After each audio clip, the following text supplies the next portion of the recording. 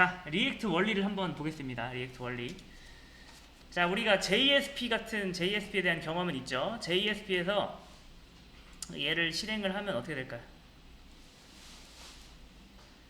변수 A에다가 10을 넣고서 얘를 실행하면은 결과적으로 얘는 뭘로 치환되죠? 요거는 뭐 4를 써야겠다. 이렇게 치환이 됩니다.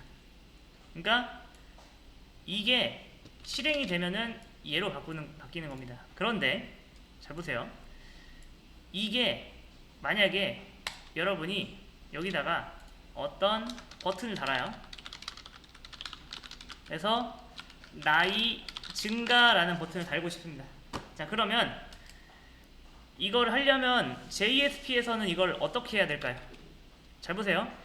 JSP는 한번 실행을 하고 나면은 그 완성된 HTML을 톰캣이 누구한테 주죠? 브라우저한테 보내죠. 그러니까 나이 증가를 해서 딱 눌러서 이게 11살이 되려고 해요. 그러면은 사실 어떻게 돼야 될까요? 이 과정을 거쳐야 됩니다. 이게 브라우저가 이제 톰캣에게 요청하죠. 그러면은 톰캣이 뭐예요? JSP 실행해서 뭐예요? 결과 HTML 생성을 합니다. 이해되시나요? 그 다음에 톰캣이 결과 HTML을 뭐예요? 브라우저에게 전송. 그러면은 브라우저가 받은 HTML을 뭐예요? 렌더링한다. 요게 한 사이클이잖아요. 그쵸? 그런데 여러분이 자, 결과를 바꾸고 싶으면은 여러분이 어떻게 해야 되죠? JSP 방식으로 이걸 바꾸고 싶다 하려면 여러분이 어떻게 해야 돼요? 브라우저에게 뭐다? 다시 요청.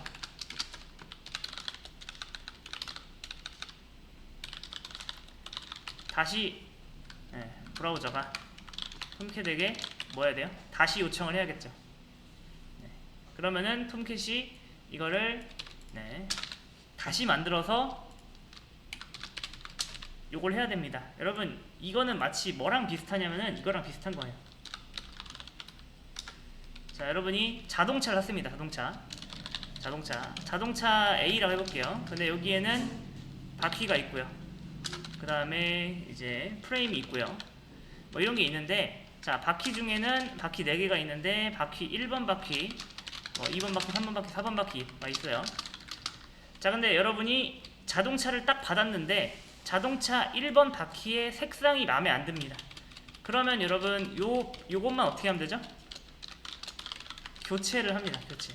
교체를 하죠. 근데 우리가 익숙한 이 백엔드 세상에서는 뭔가 내용을 바꿀 때 어떡하죠? 다시 만들어 버립니다. 여러분이 이거 한번 흔히 생각해 보세요. 여러분 수강 신청 같은 거 해본 적 있죠? 대학교에?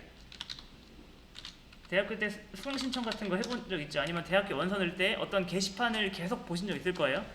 게시판에 새로운 내용이 안 올라오면 여러분 뭐 하죠? F5키를 누르잖아요. F5키를 누르면 어떻게 돼요? 기존 내용을 버리고서 새로 만들어서 다운로드 받습니다. HTML 문서를. 그러니까 백엔드는 사실 뭐예요? 굉장히 비효율적으로 일하고 있다. 왜냐? 여러분이 H1 나의 나이는 10살입니다. 여기서 이거를 11로 바꾸려면은 그냥 여기에 접근해서 이것만 11로 바꾸면 되잖아요. 그런데 왜 JSP는 여태까지 우리는 이거를 다시 요청해서 받았을까요? 그게 편하니까. 한번 생각해 보세요. 여러분이 자동차가 있는데 자동차를 구매하는 건 쉬워요. 여러분이 구매할 때 저 색상은 이걸로 할게요. 바퀴는 이걸로 할게요. 이렇게 하면 쉽잖아요. 근데 여러분이 있는 걸 수정하려면 어떻게 된다? 여러분이 수리소 같은 걸 알아보고 이 바퀴에 어울리는 그 규격이라던가 이런 것들을 다 알아봐야 됩니다. 그러니까 여러분 그거 생각하면 돼요. 보세요. 자, 만드는 건 쉬워요. 고치는 건 어렵다. 잠깐만, 이거는 IT 쪽에서 유명한 진리입니다, 여러분. 네. 뭔가를 만드는 건 쉬워요. 그러니까 뭔가 바꿔야 된다? 그러면 뭐가 좋아요? 그러니까 버리고 새로 만드는 게 쉬워요. 고치는 건 뭐예요? 어려워요. 고치려면 뭐다? 이걸 이해해야 됩니다. 그래서 대표적으로 백엔드에서 뷰를 고치는 방법은 뭐다? 백엔드에서는 뷰를 고치지 않고 뭐예요? 버리고 새로 보내줍니다. 자, 이제 이제 이해가 되셨죠? 자, 그런데 제가 이제 흔히 이제 여태까지 리액트가 나오기 전에 내용을 고치는 방법에 대해서 한번 알려드릴게요. 보세요. 보통 그땐 jQuery를 썼습니다. 이거는 그냥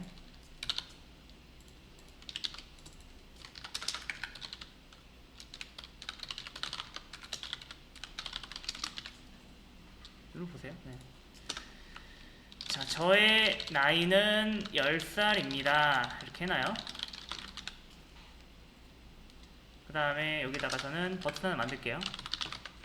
나이 증가 버튼 하나 만들겠습니다. 그 다음에 요걸 누르면은 여기가 증가하는 거예요. 이거를 리액트가 나오기 전 방식으로는 어떻게 했냐? 일단은 여기다가 이렇게 했습니다. 버튼에다가 온 클릭, 버튼을 클릭하면 뭐다? 이렇게 실행이 된다.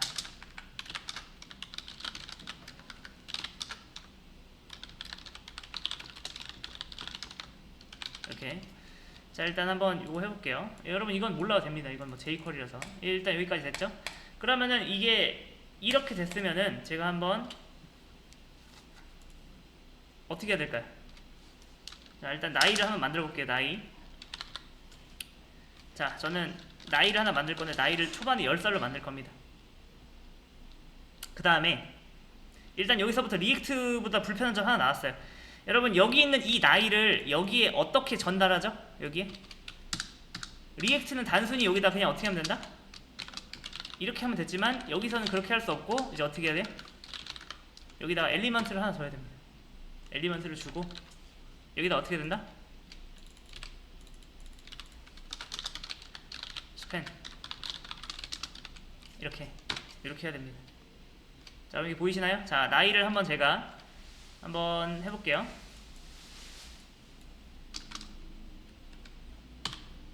CC를 해볼게요. 그럼 어떻게 돼요? 70달 나왔죠? 그 다음에 제가 나이를 한번 증가해 보겠습니다. 자, 나이를 증가하는 건 뭐예요? 이렇게. 자, 됐죠? 그럼 어떻게 돼요?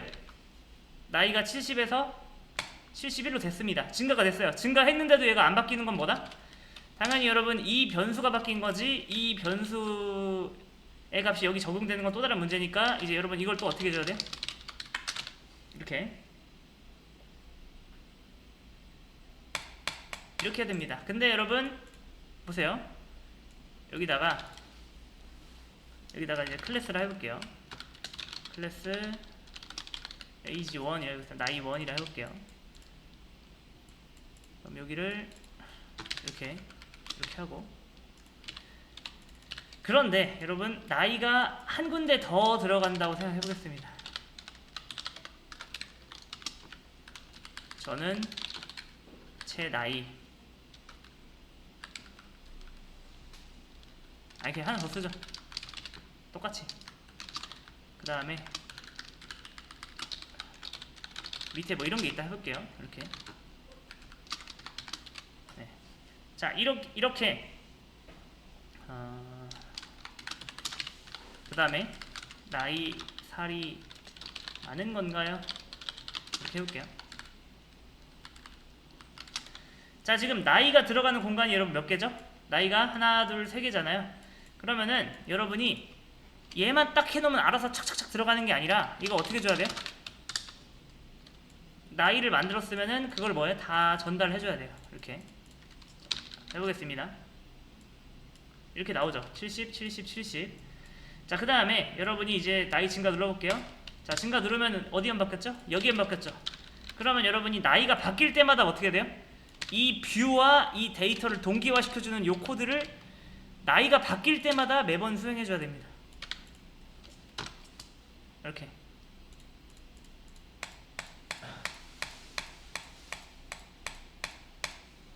이게 여태까지의 방법이었습니다. 리액트 이전의 방법이었다. 이게 굉장히 불편하죠. 자, 제가 이 상태에서 제가 리액트 흉내를 한번 내볼게요. 리액트가 바꾸는 방식은 이런 방식입니다. 자, 보세요.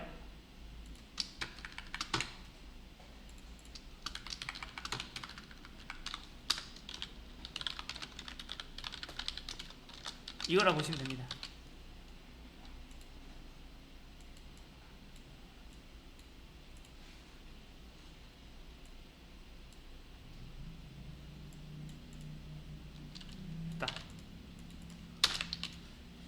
자, 제가 지금 jQuery로 리액트를 흉내내려니까 조금 이상하긴 한데 보세요. 자, 리액트에선 사실 이런 것도 필요 없습니다. 이런 것도 필요 없는데 제가 나이 증가를 해볼게요. 그럼 나이 증가를 하면은 어떻게 해버리냐면은 이렇게 되는 거예요. 나이 증가를 딱 눌렀어요. 지금 제가 리액트를 해볼게요. 리액트인 나는 이걸 어떻게 해버리냐면은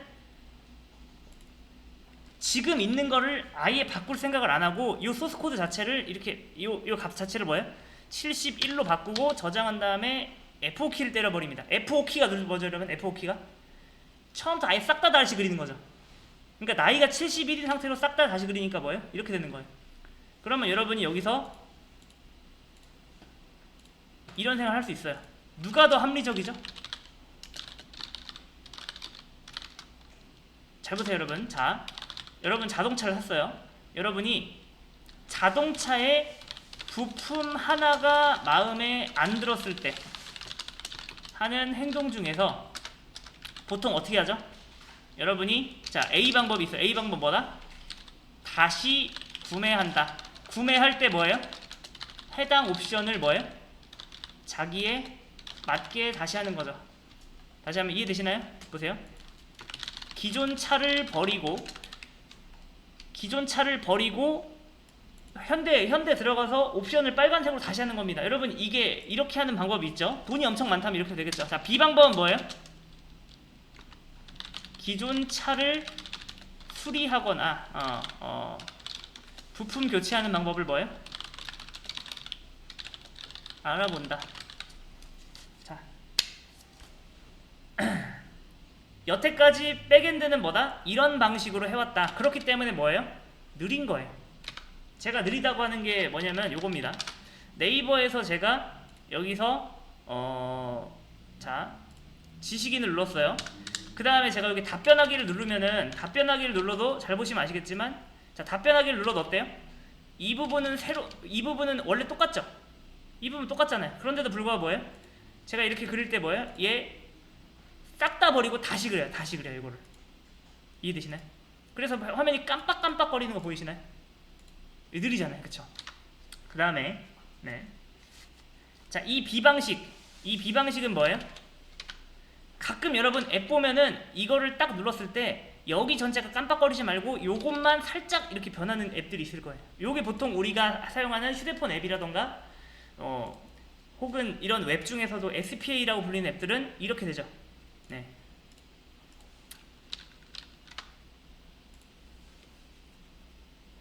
자, 이제 대충 이제 설명을 드린 것 같으니까 정리를 해보겠습니다.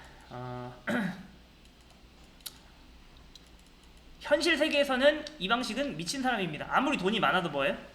버리고 이게 물론 쉽겠죠. 네. 그러니까 부품 교체하려면 귀찮잖아요. 그러니까 버리고 새로 사는 게 편하긴 하다 라는 겁니다. 근데 이 개발에서는 이게 훨씬 편한 방법이다. 자, 근데 자, 이게 기존의 상황이었는데 리액트가 나오고 나서 상황이 바뀌었습니다. 보세요, 여러분. 개발은 어떤 방식이 편하죠? 개발할 때는 얘 방식이 편해요. 그 다음에 속도면에서 뭐가 빠르죠? 기존에 있는 걸 수리하는 게 빨라요. 리액트는 이런 방식으로 개발을 해도 속도가 빠릅니다. 그래서 사람들이 좋아하는 거예요. 그러니까 여러분이 JSP 짜듯이 짜도 된다는 뜻입니다. 여러분이 알고 있는 백엔드 지식으로 짜도 네, 퍼포먼스가 이렇게 나온다. 지금 제가 굉장히 간단하게 뭐라고 해야 될까요? 추상화해서 설명한 거니까 한번 네. 이거 제가 이렇게 설명을 드렸는데 이걸로 이제 이해가 안 되실 수도 있는데 그래도 한번 설명을 해야 돼서 제가 설명을 했습니다. 됐습니다.